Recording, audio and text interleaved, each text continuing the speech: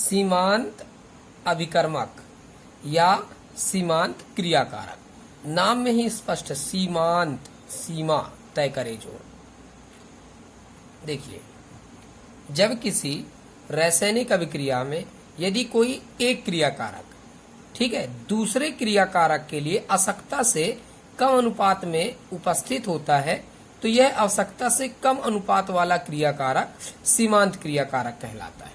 ठीक है, मतलब एक क्रियाकारक दूसरे क्रियाकारक के लिए आवश्यकता से कम अनुपात में उपस्थित हो, मतलब जितना चाहिए उससे क्या हो, कम हो।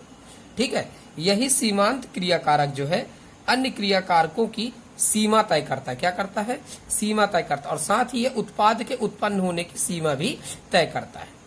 आइए एक उदाहरण से समझ लेते हैं। 28 ग्राम N2 10 ग्राम H2 से क्रिया कर NH3 बनाता है, अमोनिया बनाता है। तो हम रिएक्शन लिख लेते हैं, N2 प्लस 3H2 क्या बना देता है, 2NH3। ये बैलेंस रिएक्शन लिख लेते हैं। तो देखिए, एक नाइट्रोजन का परमाणु भार कितना, 14, तो 2 नाइट्रोजन है तो कितना हो जाएगा, 28 ग्राम। ठीक है, एक हाइड्रोजन का कितना, एक, पहले ये संख्या लिख ले, 3 हाइड्रोजन है।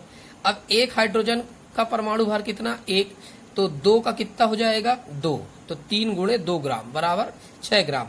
मतलब 6 ग्राम हाइड्रोजन के लिए आवश्यक नाइट्रोजन कितनी है, 28 ग्राम है। ठीक है, अब प्रश्न में क्या बोला है कि 10 ग्राम के लिए कितना है, 28 ग्राम। आप समझिएगा, तो 10 ग्राम H2 के लिए आवश्यक नाइट्रोजन कितनी होगी, 28 गुणे 6, 28 गुणे 10 बटे 6, तो कितना आ गया, 140 बटे 3 बराबर 46.67 ग्राम।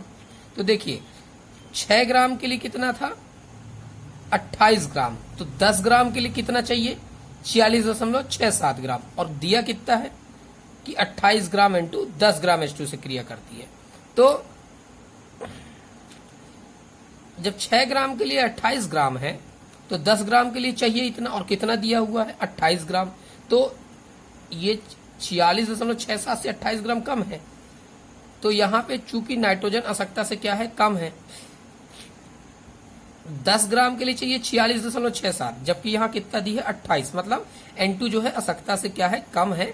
अतः यहाँ N2 क्या होगा, सीमांत अभिकर्मक होगा।